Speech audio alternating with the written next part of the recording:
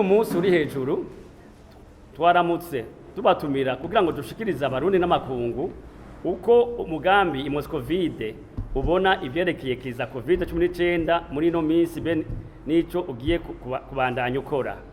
Imbere yuko tubashikiriza ivyo twagomba mudukundire tubabwire mu majambo make icarico Imoscovide.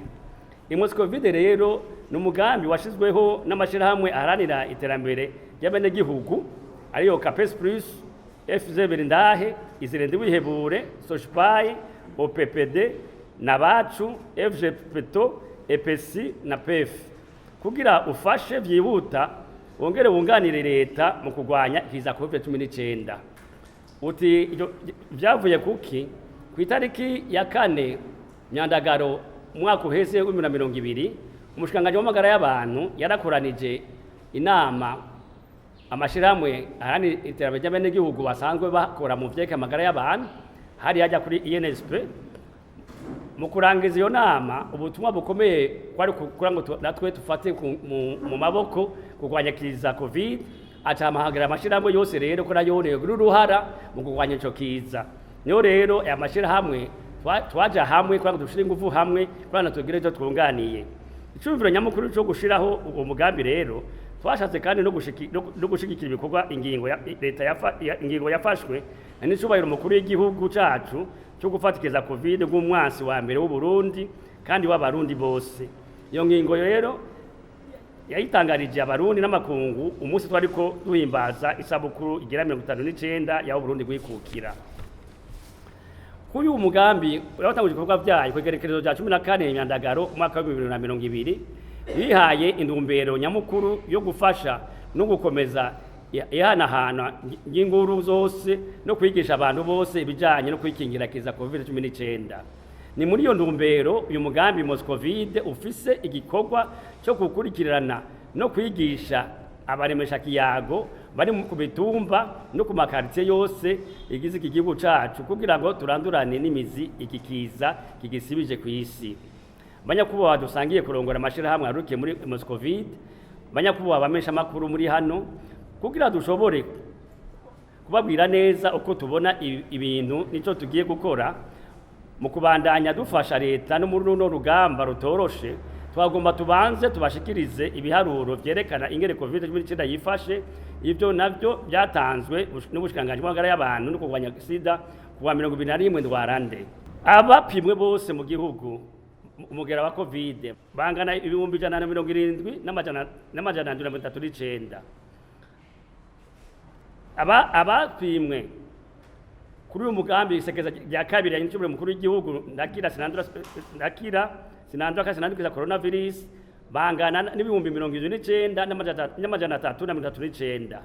Abanduye mu isekeza rya kabiri ariyo bavuga kadura zenze mu kampanye ni 1572. Abakize ku isekeza rya kabiri ni 1376. Abakigwaye bose kushukubu ibiyaru baduha ni 192.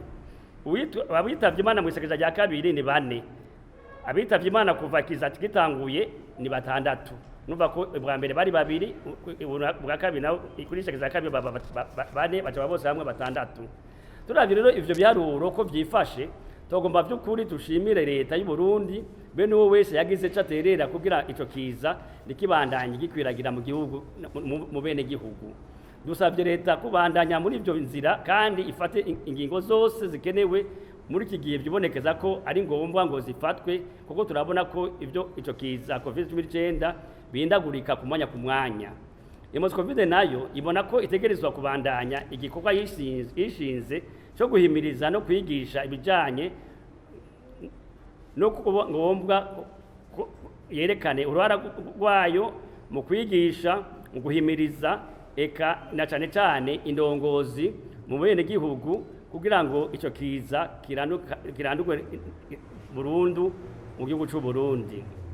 Tufasha akanya rero kugwamagara abarundi bose n'abantu bose baba mu gihugu cy'u Burundi ko boguma bubaha bakubahiriza za ngingo zo kwikingira kiza corona zatangajwe n'ubushikiranganje magara y'abantu kugwanya sida. Nazo cane zikaba ari izi zikurikira: kwama tukaraba kenshi iminwe, kwama dutandukana mu kwicara naho turi hose, kandi tureke ko kwama twikorakora mu maso kenshi, mu zuru no mu kanwa, tubigira umuziro. Icanyuma naco tuzo turubahiriza kwicara dutandukanye, eka no guhagarara bikaba bijanye. Tutibage rero nuko amatwambara kagafuka munwa n'izuru mu kwikingira mu gihe cyose tubona ko bikenewe. Banyakuba dusangiye umugambi wa Covid, banyakuba bamesha makuru. Turavye rero ko byifashe uno munsi mu Burundi, tukaraba ko n'ubu ico kiza kiguma kirandagara mu bene gihugu, na cyane ku bantu baza bava hanze, tubona ko baza bafite umugera. Covid irasubiye kandi kwiyemeza ko izobandanya urwo rugamba rwo kwigisha kurwanya Covid wamaze gutegwa intambwe mbere leta amaze kurufata mu maboko. Tuzobandanya rero tutsemerera tusaba ko abategetsi b'igihugu baguma barikanuye kandi bakongeza ingoga kugira ngo bakingira bene gihugu. Tuzobandanya kandi tukora amakoraniro cyangwa amatangazo yo guhimiriza abanyagihugu baguma bubahiriza y'amategeko yo kugira ikiza corona. Tuzosubira kandi tudume ku rutoki ingendo yose tubona yuko yorohereza kurandagazwa n'irandagara ry'umugera wa corona 19. Hanyuma kandi ibyo twifuza uburyo budukundiye ni gufata mu mugongo no gukurikirana abamaze kwandura eka n'imiryango y'abamaze kwandura.